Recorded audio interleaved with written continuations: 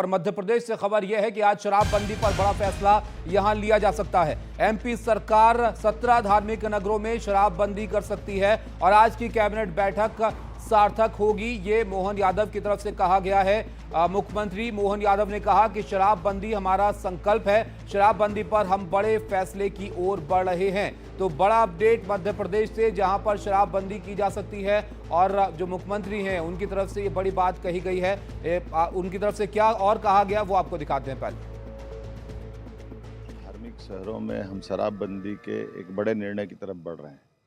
उम्मीद कर रहा हूं कि जिस प्रकार से वर्तमान के समय में शराब के कारण से कई घर बर्बाद हो जाते हैं, बीमारियां आती है, हॉस्पिटल और कई खर्चे बढ़ जाते हैं, और उससे बढ़ कर के ये अशांति और कई कारण से घर तोड़ने के एक अलग उपक्रम के माध्यम से शराब अपनी बीमारी फैलाती है, जिसमें खास करके महिलाएं, बच्चों, इनको बहुत कष्ट होता है। हम उम्मीद कर रहे हैं सुश्री प्रधानमंत्री के नेतृत्व में सुशासन की तरफ बढ़ें, महिला, किसान, युवा, गरीब सबके जीवन में बेहतरी हो, और इसके कारण से ऐसे कई निर्णय हम करने वाले हैं जिस निर्णय के कारण से माहिल्या की आज की 300वीं जयंती के अवसर पर होने वाली कैबिनेट सार्थक होगी।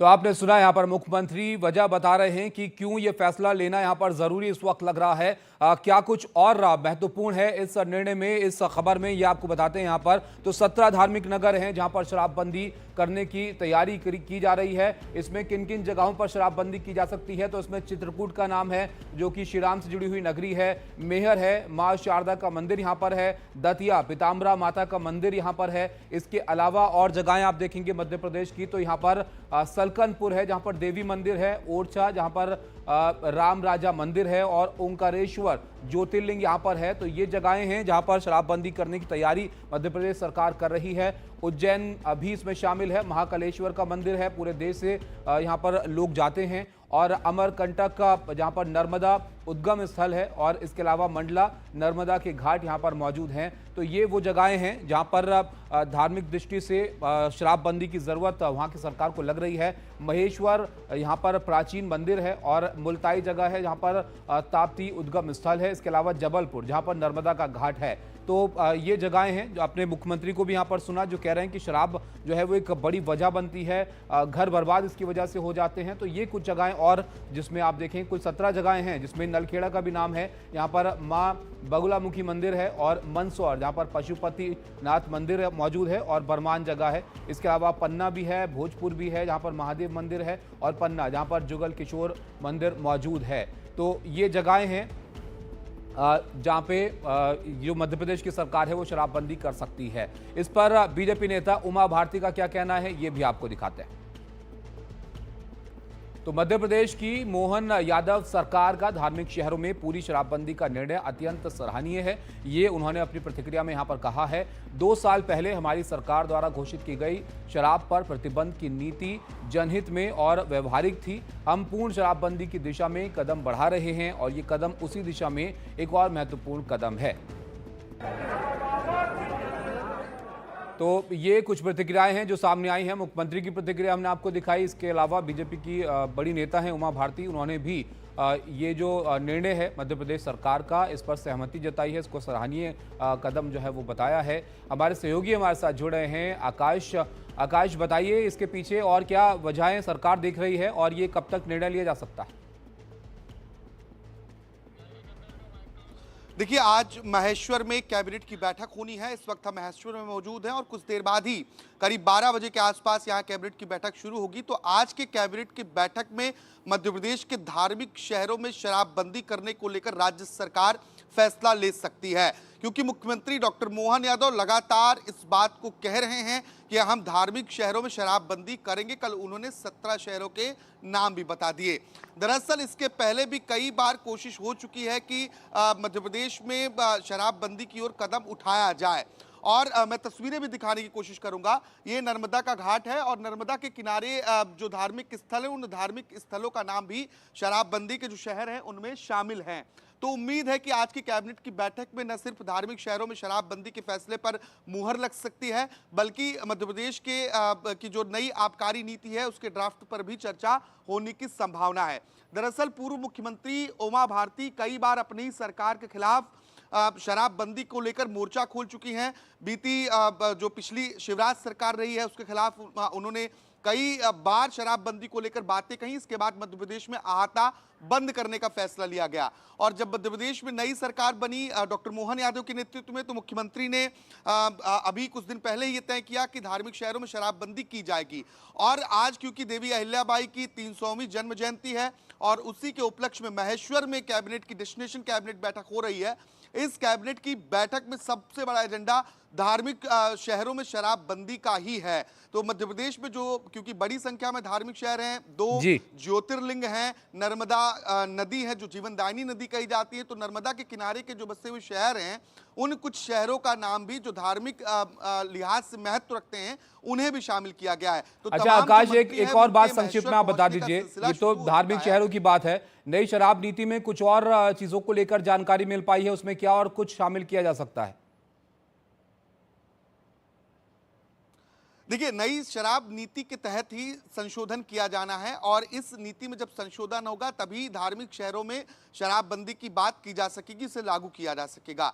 लेकिन एक चुनौती भी इसमें है कि जो क्या ये पूरी तरीके से इन शहरों में लागू हो पाएंगे नहीं हो पाएंगे, तो इन तमाम विषयों पर चर्चा होनी है। पिछली बार जो नई आबकारी नीति आई थी उस आबकारी नीति में राज्य सरकार ने जो अहाते हैं यानी कि जो शराब के दुकान के बगल बैठकर पीने की व्यवस्था होती है उसे बंद करने का फैसला लिया था। मध्य प्रदेश में अहाते नहीं हैं, तो इस तरीके से कुछ और नए फैसलों की ओर राज्य सरकार बढ़ सकती है, क्योंकि ये कहा गया कि हम नशे को हतोत्साहित करने की कोशिश कर रहे हैं और ये पहला बड़ा कदम है इस दिशा में। बिल्कुल, बहुत बड़ा कदम ये होगा अगर इस पर निर्णय यहाँ पर सरकार लेती है। तो 17 धार्मिक जगहें हैं जहां पर शराबबंदी करने की तैयारी मध्य प्रदेश में की जा रही है। आप रहिएगा हमारे साथ आकाश, हमारे साथ एक मेहमान भी जुड़े हैं, पंडित राजकुमार शास्त्री जी हैं, धर्मगुरु हैं आप। पंडित जी, ये जो फैसला सरकार यहाँ पर लेने वाली है अब शराब नीति के तहत कि 17 धार्मिक जगहें जो मध्य प्रदेश में है वहां पर सरकार जो है शराब को बंद करने की तैयारी कर रही है, आपकी क्या प्रतिक्रिया इस पर? देखिए, सबसे पहले तो आप सभी को प्रयागराज के इस महाकुंभ की बहुत बहुत शुभकामनाएं। और मैं यहाँ प्रयागराज में कल्पवास के लिए आया हूँ और यहाँ पर सनातन की सरकार है और इस देश को आवश्यकता है सनातन के सरकार की, क्योंकि जब तक इस देश में सनातन की सरकार नहीं होगी तब तक यहाँ की सुंदरतम व्यवस्था बनेगी नहीं। अब मध्य प्रदेश की सरकार ने बहुत प्रशंसनीय कार्य किया है और उन्होंने 17 तीर्थ स्थानों में शराबबंदी की बात की है। बल्कि मैं तो आग्रह करूंगा, चूंकि मैं मंदिर पुजारी प्रकोष्ठ का मीडिया प्रवक्ता भी हूं, साथ संयोजक भी हूं, तो मैं चाहूंगा वहां की सरकार से गुजारिश करूंगा, आग्रह करूंगा कि वहां पर मंदिर पुजारी प्रकोष्ठ का निर्माण हो और पूरे प्रदेश में, पूरे मध्य प्रदेश में, चूंकि मैं वही मध्य प्रदेश का रहने वाला हूं, वही मेरी जन्मभूमि है, कर्म भूमि मेरी दिल्ली है, तो मैं चाहता हूं कि पूरे मध्य प्रदेश में शराबबंदी का नियम जो है लागू होना चाहिए, क्योंकि इस प्रदेश में जब तक ये शराब और कबाब का धन आता रहेगा तब तक धर्म की स्थापना, एक सुदृढ़ सरकार की स्थापना और देश में शांति नहीं होगी। जैसा धन आता है वैसी ही बुद्धि बनती है, उसी प्रकार के कर्म होते हैं। इसलिए शास्त्रों में जो है शुद्ध धन कमाने का आग्रह किया गया है। तो आपको लगता है कि सिर्फ 17 धार्मिक जगहों पर ही नहीं पूरे प्रदेश में शराबबंदी होनी चाहिए? चलेंगे वहां पर कभी शांति नहीं आएगी। राजकुमार जी, तो आपको लगता है कि सिर्फ 17 धार्मिक जगहों पर नहीं पूरे प्रदेश में शराबबंदी होनी चाहिए? मैं तो चाहता हूं कि पूरे भारत देश में अभी मध्य प्रदेश से आदरणीय मुख्यमंत्री जी ने इस कार्य को शुरू किया है। मैं उनकी भूरी भूरी प्रशंसा करता हूं उनके द्वारा किए गए इस शुभ काम के लिए। और मैं चाहता हूं पूरे मध्य प्रदेश में ही नहीं पूरे भारत देश में शराब बंद होना चाहिए। जिस देश में शराब और कबाब की कमाई होती रहेगी वहां जैसा धन आएगा वैसी ही प्रवृत्ति बनेगी। इस प्रकार के धन को ला करके देश चलाने का कोई औचित्य बनता नहीं है।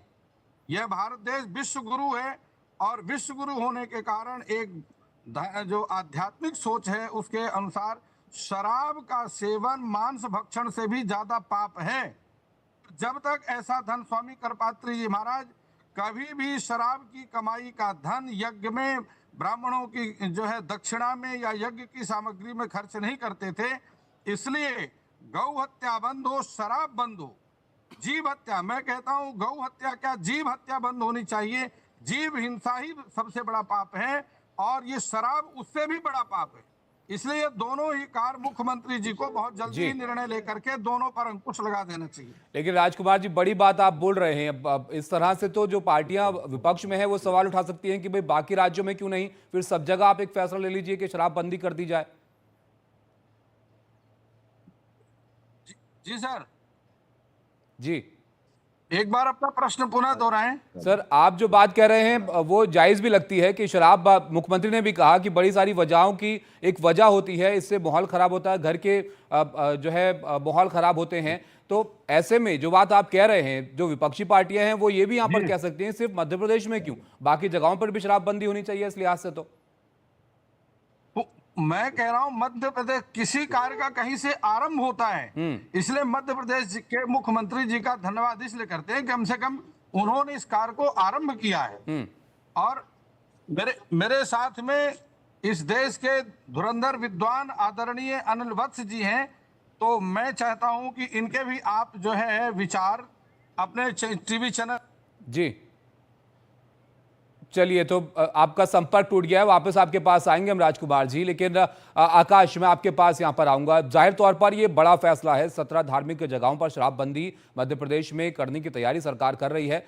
कुछ प्रतिक्रियाएं वहां पर आई हैं बाकी पार्टियों की?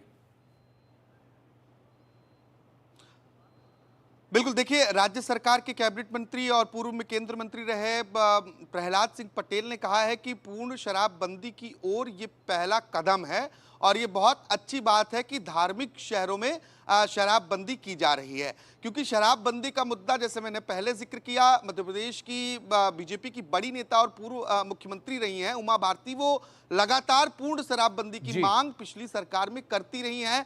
तो यहाँ पर इस मसले पर विपक्ष भी सवाल उठाता रहा है। विपक्ष भी ये कहता रहा है मध्य प्रदेश में कि सरकार पूरी तरीके से, जब उनकी खुद की नेता कह रही हैं तो शराबबंदी की जानी चाहिए। इसके बाद तत्कालीन शिवराज सरकार ने मध्य प्रदेश में आहतों को बंद करने का फैसला लिया। ये कहा कि हम नशों को, जो नशा है उससे हतोत्साहित कर रहे हैं और ये एक बड़े कदम के तौर पर देखा जाना चाहिए, ऐसा उस वक्त दावा किया गया। जब नई सरकार बनी तो अब इस नई सरकार ने एक बड़ा फैसला लिया, 17 धार्मिक शहरों को चयन किया गया है और मुख्यमंत्री बार बार इस ओर इशारा कर रहे हैं। तो ये उम्मीद की जा रही है कि जो आज की कैबिनेट की बैठक होनी है उसमें इस मसौदे को पास कर दिया जाएगा, पेश कर दिया जाएगा, इसमें चर्चा होनी है। विपक्ष भी शराबबंदी के पक्ष में ही खुलकर नजर आता है मध्य प्रदेश में, क्योंकि इस मसले पर, शराब बेचने के मसले पर सामने से बहुत ज्यादा सवाल करना ये राजनीतिक लिहाज से उनके लिए नुकसानदायक हो सकता है। लेकिन पूर्ण रूप से शराबबंदी करना किसी भी राज्य के लिए एक चुनौतीपूर्ण मसला है, क्योंकि एक बड़ा राजस्व का जरिया भी ये माना जाता है। तो ऐसे में 17 धार्मिक शहरों में पहले शराबबंदी करके एक प्रयोग के तौर पर भी राज्य सरकार देख सकती है। इसके बाद आने वाले समय में क्या निर्णय लेती है सरकार, ये देखना महत्वपूर्ण होगा। बिल्कुल, तो ये एक बड़ा निर्णय यहाँ पर होगा जाहिर तौर पर। बहुत शुक्रिया आकाश आपका विस्तार से समझाने के लिए। तो कैबिनेट में निर्णय इस बात पर लिया जा सकता है और एक राय ही मध्य प्रदेश में इस पर जो विपक्ष है वो भी नजर आ रहा है, सरकार के साथ ही फिलहाल तक यहाँ पर दिख रहा है। तो देखिए आप क्या निर्णय यहाँ पर होता है।